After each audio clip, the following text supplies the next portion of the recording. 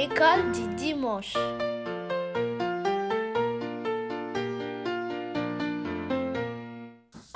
Salut les amis! Est-ce que vous allez bien? Est-ce que vous êtes en forme? J'espère que tout le monde va bien, j'espère que vous êtes en forme.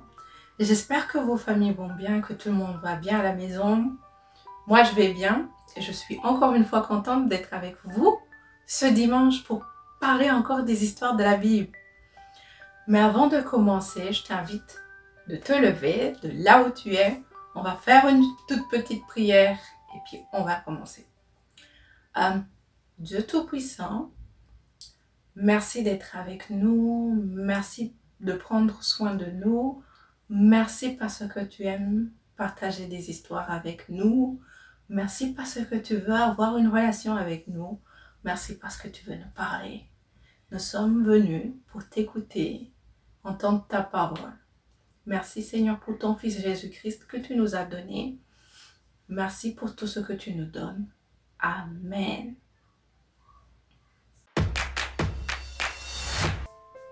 Alors aujourd'hui, on va continuer l'histoire de qui? Eh bien, on va continuer l'histoire d'Abraham. Rappelez-vous, Abraham, Dieu lui avait fait sortir de son pays, c'est-à-dire le pays dans lequel il avait grandi, la Mésopotamie, pour aller s'installer ailleurs, en Canaan. Maintenant, Abraham, il est vieux, très vieux, et sa femme Sarah, elle est déjà morte. Il voudrait que, après sa mort, son fils ait quelque chose de super important, c'est-à-dire une famille. Mais pour qu'il ait une famille, il fallait qu'il ait une femme. Alors, Abraham veut que Isaac ait une femme qui vient de chez lui, c'est-à-dire en Mésopotamie. Pour ça, il appelle son serviteur. Il lui dit, va en Mésopotamie, va chercher dans ma famille une jeune femme, une jeune fille pour mon fils Isaac. Il lui fait promettre d'y aller seul sans Isaac.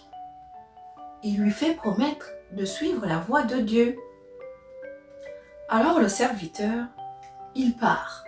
Il emmène avec lui des chameaux et des biens. Dès qu'il arrive en Mésopotamie, il se dit que c'est peut-être intelligent avant de choisir, de prier. Il fait sa prière. Sa prière se trouve dans Genèse 24, verset 14. Toutes ces histoires se trouvent dans Genèse 24. Alors, au verset 14, le serviteur, il prie, il dit « Que la jeune femme à laquelle je dirai « Penche ta cruche, je te prie pour que je boive » et qui répondra « Bois et je donnerai aussi à boire à tes chameaux, soit celle que tu as destinée à ton serviteur Isaac. » Mais avant qu'il n'ait fini de faire la prière, Rebecca passe à côté de lui. Elle avait sur elle une cruche. Alors le serviteur part et lui demande de lui donner de l'eau à boire. Et Rebecca lui donne de l'eau à boire et elle-même se propose de donner à boire à ses chameaux. Le serviteur d'Abraham est très content. Il se dit, peut-être que j'ai trouvé la femme idéale pour mon serviteur, mon maître Isaac. Alors, quand elle a fini de donner de l'eau à boire aux chameaux, le serviteur d'Abraham demande à Rebecca si, chez elle, elle aurait de la place pour lui pour passer la nuit. Elle répond que oui. Elle court chez elle et le dit à ses parents. Alors, quand le serviteur arrive chez les parents de Rebecca, il leur explique son histoire, comment son maître, Abraham, lui a demandé d'aller chercher une femme dans son pays, dans sa famille, et comment il a prié et que Rebecca a répondu spontanément. Alors, le père de Rebecca répond au verset 50. Alors il dit, c'est de l'Éternel que la chose vient. nous ne pouvons te parler ni en mal ni en bien. En quelque sorte, ils étaient d'accord. Ils avaient compris que c'était Dieu qui l'avait guidé jusque-là. Alors le lendemain, Rebecca accepte de partir avec le serviteur d'Abraham. Ils partent jusqu'en Canaan. Et quand Isaac la voit, il est content, il est heureux. Il oublie même la douleur qu'avait causée la mort de sa maman, c'est-à-dire Sarah. Après avoir écouté cette histoire, est-ce que le serviteur d'Abraham était sûr de trouver la bonne personne pour Isaac? Non. Est-ce qu'il était sûr que s'il trouve une bonne personne, celle-ci serait capable de tout quitter, c'est-à-dire sa famille, ses amis, ses biens, pour aller vivre dans un autre pays et se marier avec une personne totalement inconnue? Eh bien non. Est-ce que le serviteur d'Abraham était sûr que Isaac allait l'aimer? Eh bien non également. Il est parti parce que son maître lui avait demandé. Son maître, Abraham, est quelqu'un de très spécial. C'est une personne que la Bible qualifie d'ami de Dieu. Mais comment est-il devenu ami de Dieu? C'est en faisant totalement confiance en Dieu. Lui-même était parti de la Mésopotamie vers Canaan, un autre pays qu'il ne connaissait pas, par la foi en Dieu. Il voulait que son fils, c'est-à-dire Isaac, l'héritier de la promesse de Dieu, ait une femme qui vient de Dieu, qui est le choix totalement complet de Dieu. Il voulait également que cette femme soit une femme de foi. Rappelez-vous, Rebecca, en écoutant les paroles du serviteur d'Abraham, a pris elle-même la décision de le suivre, juste par la parole. Elle n'avait pas eu de preuves. Est-ce qu'elle avait eu une photo d'Isaac? Non. Est-ce qu'elle avait entendu la belle voix d'Isaac? Eh bien ça aussi, non plus. Les deux, Isaac et Rebecca, allaient être des gardiens de la promesse que Dieu avait faite à Abraham et Sarah, les parents d'Isaac. Il fallait que tous les deux aient la foi. Le verset à mémoriser aujourd'hui se trouve dans Proverbe 3. C'est les versets 5 et 6.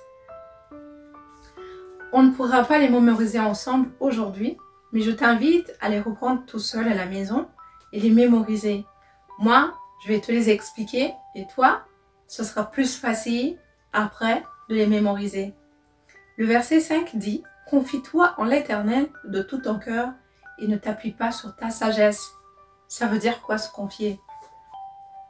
On se confie en quelqu'un en qui on a confiance. Papa, maman, un ami proche. On pense qu'il pourrait nous aider. On pense qu'il peut nous comprendre.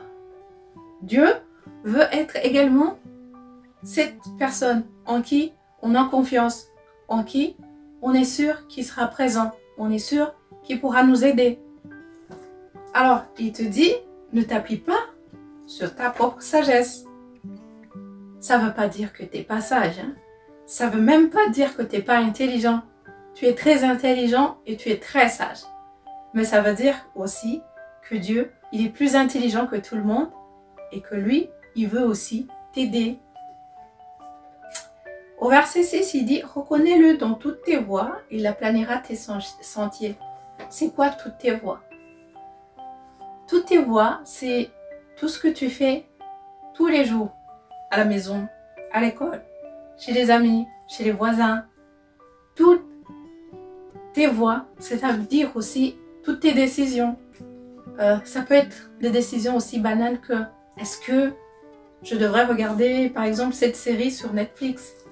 Est-ce que je devrais avoir un tel comme ami? Alors Dieu voudrait s'impliquer dans ta vie, dans tout ce que tu fais. Il dit qu'il aplanira tes sentiers. Les sentiers, en général, ce sont de petites voies qu'on emprunte tous les jours, de petits chemins. Il veut les aplanir. Ça veut dire qu'il veut les rendre plats, tout plats. Ça veut dire que il veut que ça soit facile de les emprunter. Il veut te donner une vie plutôt plus facile. Il faut te rendre la vie plus facile. Ça ne veut pas dire que tu n'auras pas de problème, mais ça veut dire que quand tu auras des problèmes, il sera là, il sera présent. Alors, je voudrais que tu les apprennes par cœur. J'aimerais aussi te demander de revoir les histoires d'Abraham. Il y en a qu'on n'a pas souvent l'opportunité et qu'on n'a pas eu l'occasion d'apprendre au Sunday School. Mais il y en a beaucoup, des histoires d'Abraham. Dieu lui-même le qualifie de son ami. Imaginez-vous, il parle d'Abraham comme étant son ami. Et le Nouveau Testament parle d'Abraham comme étant le papa de tous les croyants. C'était un homme exceptionnel que je t'invite à connaître et à connaître ses histoires et à l'imiter parce qu'il avait une très bonne relation avec Dieu. Alors sur ce, je te dis au revoir, à la semaine prochaine et une bonne semaine. Je te souhaite une bonne semaine. Au revoir.